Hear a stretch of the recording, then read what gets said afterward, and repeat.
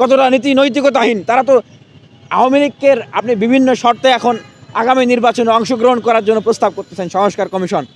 আমাদের মাননীয় প্রধান উপদেষ্টা বলতেছেন যে আগামী নির্বাচনে আওয়ামী লীগ আসবে কিনা এটা আওয়ামী লীগের সিদ্ধান্ত, মানে কি দিল্লির সিদ্ধান্ত। এত রক্ত এত জীবন তাহলে আমরা কেন দিলাম? আগামী নির্বাচনে আওয়ামী লীগ আসবে কিনা এই সিদ্ধান্ত যদি দিল্লি দেয়, আওয়ামী লীগ তো বেসিক্যালি কোনো রাজনৈতিক সংগঠনের কাতারে পড়ে না। পড়ে বলেন? যারা এত এত রক্ত নিতে পারে, এত এত জীবন নিতে পারে, তাদের দোসর জাতীয় পার্টি সহ অন্যান্য রাজনৈতিক দল, তারা কি রাজনৈতিক দলের কাতারে পড়ে না? সুতরাং কেন তাদেরকে আবার নির্বাচনে অংশগ্রহণ করার সুযোগ দিতে হবে?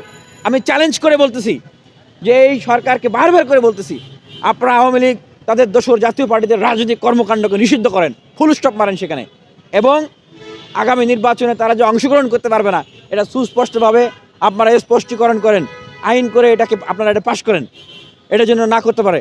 যেই আওয়ামী লীগ ক্ষমতায় থাকার জন্য 2000-এরও অধিক মা বোনকে শহীদ করতে পারে, সেই আওয়ামী লীগ আবারও ক্ষমতায় আসার জন্য 2 লক্ষেরও বেশি মানুষকে হত্যা করতে তারা কোনো দ্বিধা করবে না।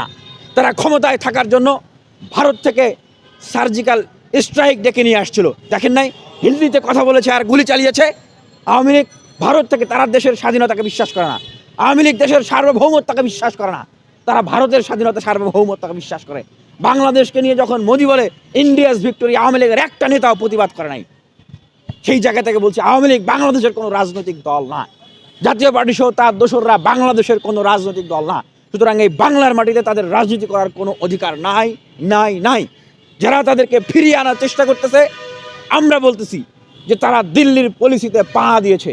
তারা বাংলাদেশের বিপ্লবী ছাত্র জনতার সাথে, শহীদদের সাথে, রক্তের সাথে বেইমানি করতেছে, ধোঁকাবাজি করতেছে। শহীদরাকে ফিরে আসবে, আমাদের ভাই বোনেরাকে ফিরে আসবে।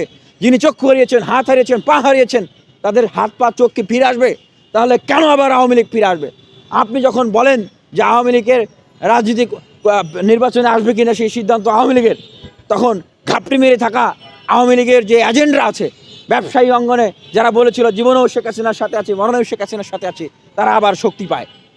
যারা প্রশাসনে ঘাপটি মেরে আছে, দেশটাকে অচল করে রেখেছে, গোয়েন্দা সংস্থার ভিতরে, বিভিন্ন মাঠ প্রশাসনের ভিতরে, আইন অঙ্গনের ভিতরে, শিক্ষা অঙ্গনের ভিতরে, সংবাদ মাধ্যমের ভিতরে, তারা তখন একটা কনফিডেন্স পায়, তারা একটা সাহস পায় যে হ্যাঁ, আগামী নির্বাচনে যদি আওয়ামী লীগকে অংশগ্রহণ করার সুযোগ দেয় তাহলে তো আমরা আবার আসার সুযোগ পাচ্ছি।